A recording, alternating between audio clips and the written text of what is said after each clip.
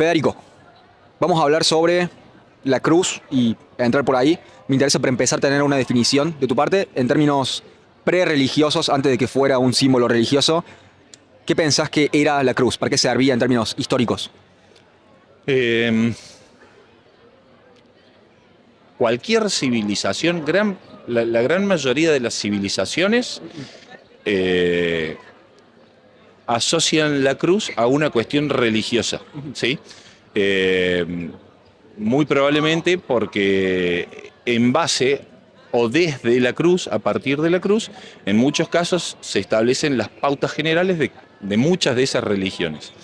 Y para nosotros, una ciudad tan religiosa como Córdoba, en un país generalmente católico como la República Argentina y en un continente bastante católico como el sudamericano, la cruz es muy difícil que la podamos separar de una cuestión religiosa. Yo creo que va asociada a una cuestión religiosa.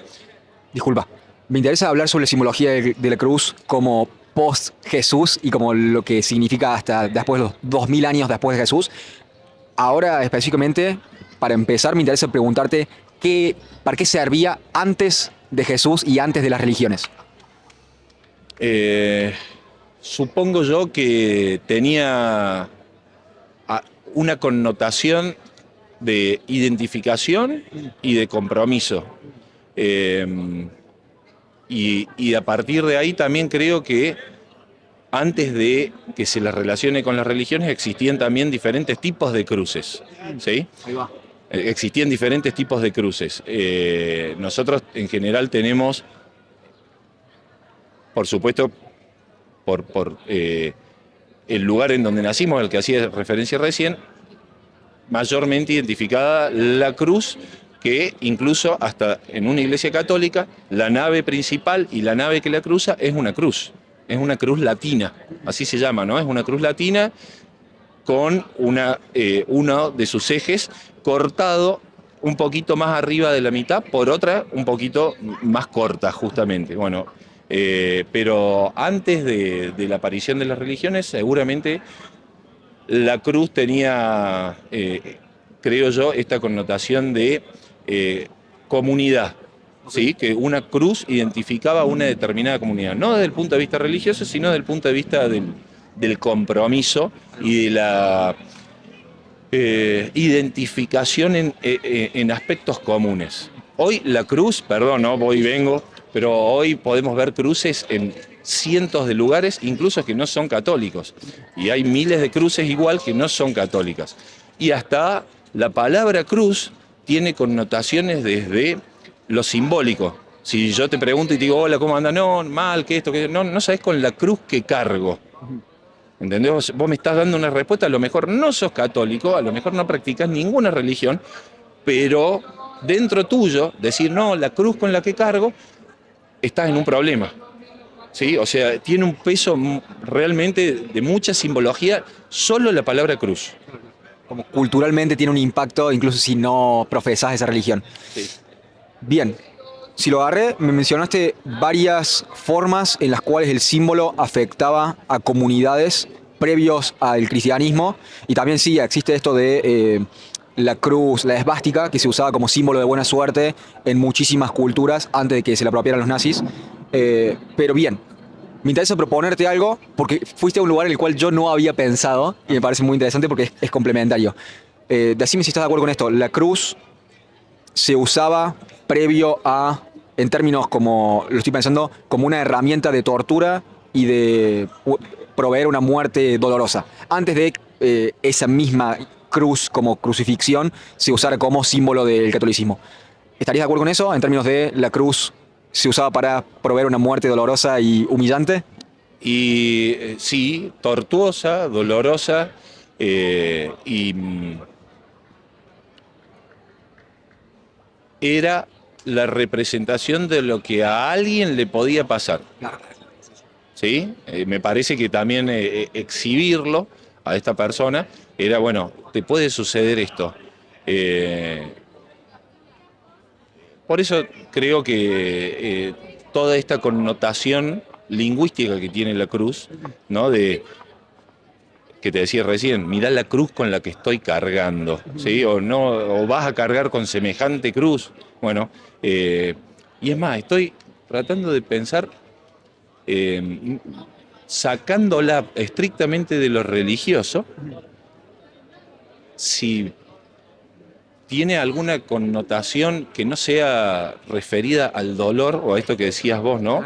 O sea, la cruz para las religiones es identificarse con Jesús o con el Dios que sea o con, digamos, la fuerza natural que sea, pero sacándolo de la connotación religiosa, si la palabra cruz tiene alguna connotación que no lleve este sentido de dolor o de peso. Y ahora no se me viene nada, sinceramente. Déjame preguntártelo formalmente, un poco de lo que estamos hablando. Me interesa preguntarte qué simboliza la cruz, qué representa, qué significa la cruz, ahora sí, puramente en términos cristianos, ¿sí?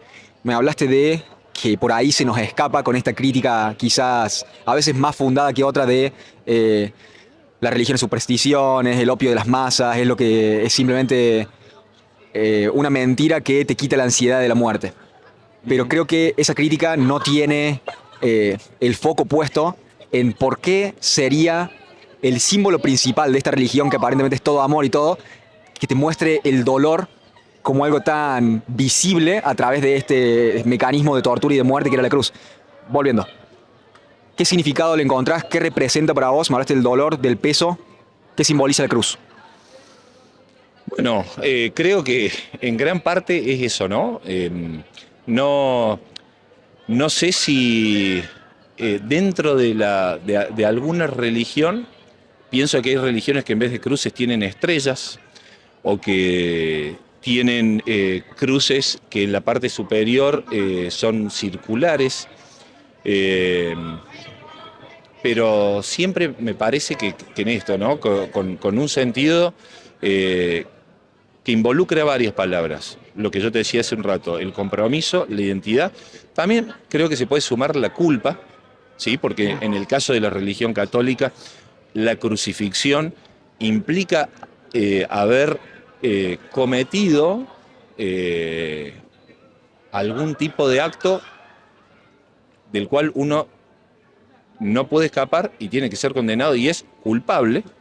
Y bueno, y en eso creo que sí todas las religiones hacen foco y hacen hincapié en cuáles son las reglas. Siempre están claras las reglas, ¿no? No hay en las religiones, por eso también son dogmáticas, no hay ciertos puntos intermedios. O se está bien o se está mal, pero la cruz aparece por ahí en ambos lados, ¿no? El bien, como en el elemento en el cual ubicamos a Jesús, que se sacrificó por todos nosotros, en el caso de la religión católica, en la cruz, pero que esa misma cruz lo acompañó hasta su muerte. Es muy, muy largo y muy complejo el tema. Y bueno, o sea, una palabra tan cortita que tenga tanto peso y tanto significado. Sí, es más profundo de lo que nos atrevemos a mirar, Totalmente, creo. sí, totalmente. Me interesa preguntarte porque mencionaste la palabra compromiso, mencionaste la palabra dolor, mencionaste la palabra culpa. ¿Pensás que tiene una connotación de sacrificio? Sí, sí, sí, totalmente. Sí, la cruz es digamos, tiene una connotación de sacrificio, por supuesto. Incluso de sacrificio con un beneficio como meta, ¿sí? Sí. Ahí entró por ahí. Me interesa hablar de cuál es la utilidad social y creo que va a ser hermoso hablar de esto con vos. Ahí entramos. Antes me interesa preguntarte si pensás que tiene una utilidad en términos de la vida de un individuo. ¿Pensás que entender la significancia, la representación o lo que representa, lo que intenta representar la cruz, saber esa pieza de conocimiento puede ser útil a la vida de un individuo y quizás cómo organiza su psiquis? ¿Cómo te suena? Sí, seguro que tiene una significancia. Pero a ver, y en esto creo que todos debemos ser, desde el minuto cero, absolutamente respetuosos de las creencias religiosas o no de la otra persona. Para aquella persona religiosa, de la religión que sea, que la cruz, como elemento que estamos tratando de hablar hoy un poquito, que la cruz represente algo positivo o algo negativo, o un sacrificio en pos de un beneficio posterior, depende pura y exclusivamente de la creencia de esa persona. ¿Sí? Yo no sé, a lo mejor hoy has entrevistado a muchas personas hablando sobre este tema puntual, y a lo mejor, a diferencia de otras temáticas, es muy difícil que encuentres dos opiniones, aunque sean similares, porque cada uno le va a dar una interpretación absolutamente individual, porque la religión, viste, hay un dicho que desde que yo era chico y de mucho antes se dice que en las mesas familiares no se habla ni de religión, ni de política, ni de fútbol. ¿Sí? Bueno, debe ser por algo, es por algo, ¿entendés? Entonces, y hay guerras santas que tienen 2000 años de antigüedad, y enfrentamientos entre pueblos cruentos, violentos y sangrientos que tienen 2000 años de antigüedad. Entonces, ya con ese solo ejemplo tan básico y tan conocido por todos, creo que lo primero es empezar a tratar desde el respeto la creencia del otro. Para mí, la cruz representa las religiones, es un elemento que está dentro de las religiones. Pero después, incluso dentro de cada religión, cada persona lo interpreta de forma distinta. Hay personas que llevan una cruz colgada, hay personas que tienen tatuajes de cruces, de diferentes tatuajes de cruces. Yo, por ejemplo, trabajo en el cementerio de San Jerónimo, hago las visitas en el cementerio de San Jerónimo, y está lleno de cruces, ¿sí? Y es un cementerio en donde hay personas sepultadas que son católicas y otras que no lo son. O sea, también tiene que ver con la muerte, la cruz.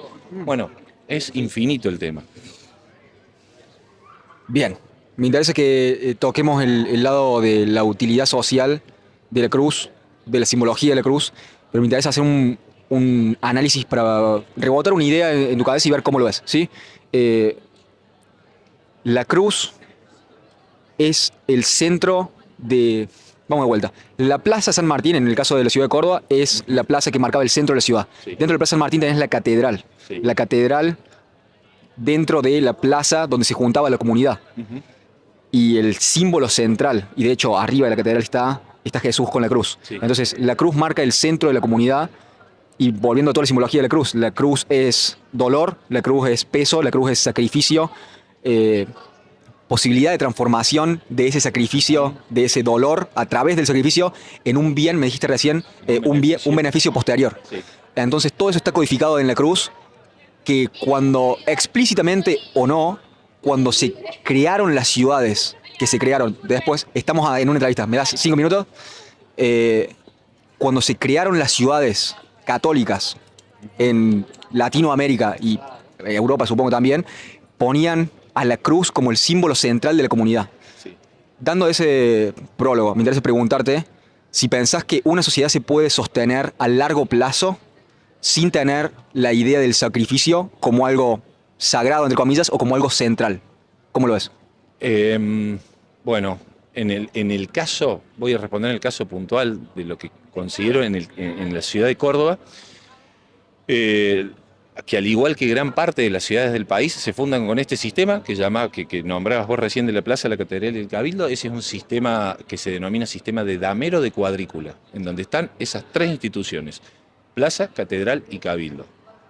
Me estás enseñando algo que no sabía. De damero de cavícula. No, de damero o de cuadrícula. O de cuadrícula. Cuadrícula porque se crean las manzanas. Claro. La ciudad creció en manzanas. Una cuadrícula es 100 metros por 100 metros. La Claro. primera manzana es la de la Catedral, la Plaza y el Cabildo. La cuadra viene de cuadrícula. Es la primera vez que hago esa asociación. Exactamente, Bien. de 100 metros. Y los españoles, además de traer este modelo de fundación, traen cuestiones culturales como es la religión. ¿Sí? Entonces, en el caso de Córdoba, con Jerónimo Luis de Cabrera llegan una orden religiosa que es la de los franciscanos. Por eso, aquí muy cerquita está la iglesia de San Francisco, ¿bien? Que es el primer lugar en donde se celebró misa en Córdoba en 1575, 2 años después de la fundación. ¿Antes que en la catedral? Sí. La iglesia más antigua en ese momento era la de San Francisco. La catedral, esto no tiene, digamos, que ver con la pregunta, ¿no? Pero la catedral comienza a construirse en 1582, pero esa primera catedral se derrumba y se va a inaugurar 200 años después, en 1782. Para ese momento, Córdoba ya contaba con muchas iglesias. Córdoba es una ciudad muy, en aquella época, una ciudad muy religiosa. Franciscanos, jesuitas, la iglesia de Santa Catalina, la de los dominicos, los escolapios, los mercedarios. ¿Los capuchinos es otra orden también? Sí, depende de la orden de los franciscanos, que son los padres del capucho. Capucho en italiano significa sombrero. ¿Sí? Son los padres del sombrerito sería. Pero la iglesia de los capuchinos es una iglesia del siglo XX. ¿Sí? Es de la década del 20 y 30, de 1920 y 30.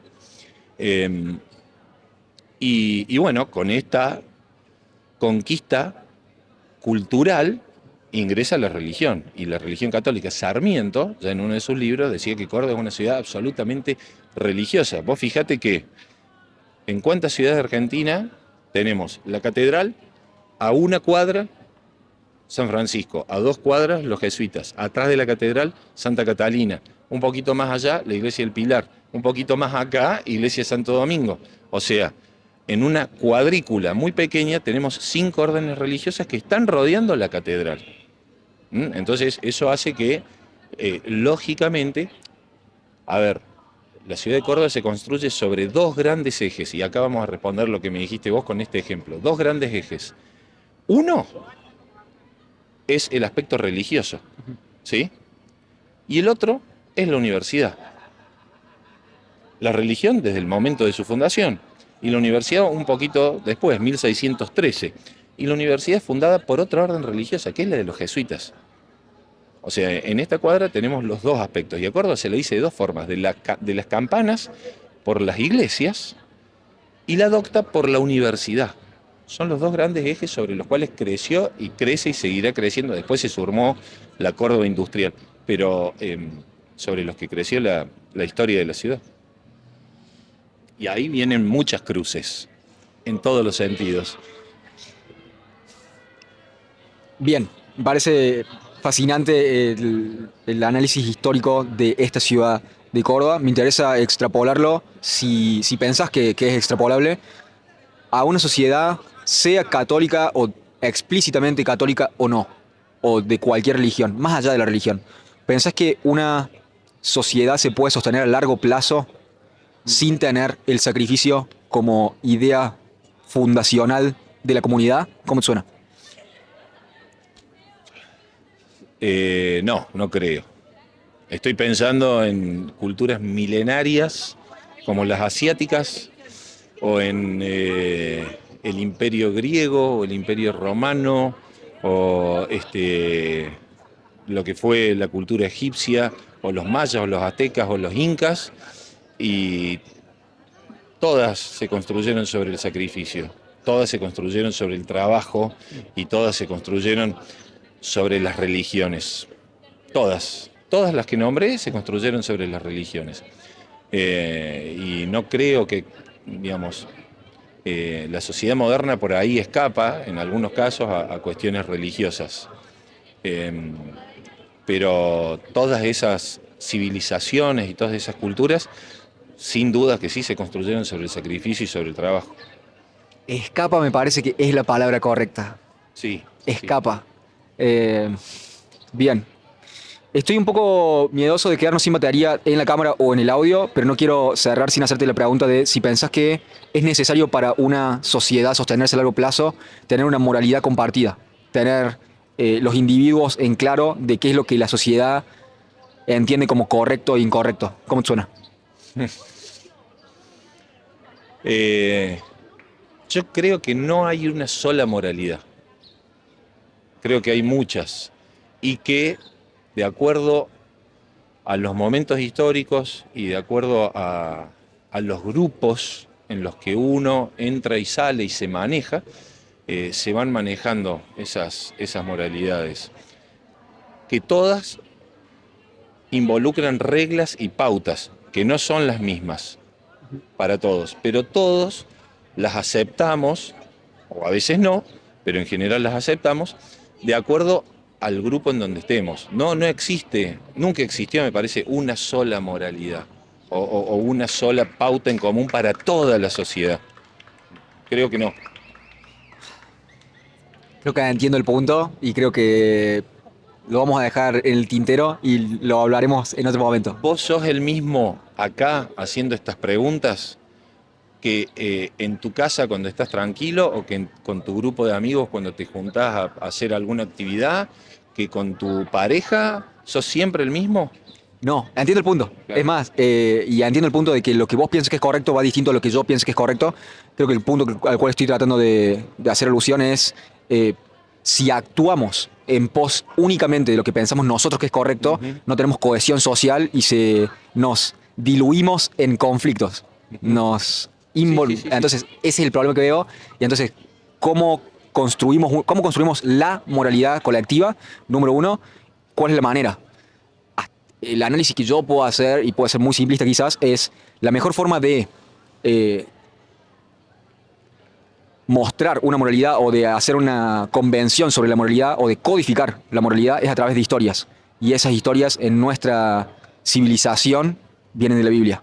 Después podemos ver y hablar, y es real que un hombre murió y a los 3 días desapareció y aparentemente se fue al cielo y como es real que la Virgen era virgen. Eso es muy debatible. Ahora, ¿qué implicancias tienen en términos de simbolismo y cuál es la implicación moral en términos de comportamiento, de cómo nos deberíamos comportar según lo que dice esta historia? ¿Cuál es la moraleja? Así cuando ves Marvel, que son nuestros modernos héroes religiosos, pseudo religiosos, ¿cómo se comporta Capitán América? ¿Cómo se comporta Robin Hood? ¿Cuál es la moraleja? ¿Cuál es la implicación moral del héroe de esta historia? Y lo veo puramente así, como cuál es la significancia de las historias más profundas que tenemos en nuestra civilización. Y después podemos debatir mucho tiempo y nada, por ahí. Es que es un debate infinito. Sí, Es un debate infinito. O sea, todo esto que vos acabas de decir, que es todo tangible, ¿sí? Porque todo esto que vos relatás de este señor que murió, que resucitó, que si la Virgen era o no Virgen, de lo de Marvel, bueno, todo es tangible, todo lo podemos leer, todo lo podemos ver, todo lo podemos observar, y después vienen 2 millones de análisis y más, y más. Y es más, tu análisis hoy sobre esa misma situación no va a ser el mismo que dentro de 10 años y no es seguramente el mismo que hace 10 años. Sí, pero de vuelta, creo que el problema como urgente y necesariamente que pide respuesta urgentemente es en este mundo de posmodernismo donde la moralidad no es una y no es absoluta y una crítica real del posmodernismo es que podés tener infinitas interpretaciones de cualquier historia. Perfecto, es un problema enorme porque podés interpretarlo de 1000 maneras. Par de problemas. Una, hicieron un truco de magia en el cual sustituyeron la infinita interpretación de historias por, bueno, como no hay una moralidad, entonces busquemos el poder. Y entonces se disuelve lo bello, lo bueno y lo verdadero, porque todo es subjetivo, y ahora solo estamos en búsqueda del poder. Poder en sí mismo. Bueno, X, no importa, tenés las revoluciones y el pensamiento comunista y la muerte de Dios y Nietzsche y X, un montón de cosas. Pero es real la crítica de que podés tener infinitas interpretaciones de la misma historia. Lo que no es real es que todas las interpretaciones tengan igual de validez en la realidad, porque tenemos gravedad, y hay leyes, y hay una naturaleza humana. Entonces, ¿cuáles son aplicables realmente? Porque si tratas de aplicar a algunas, terminas con decenas de millones de muertos y colapsos económicos y sociales.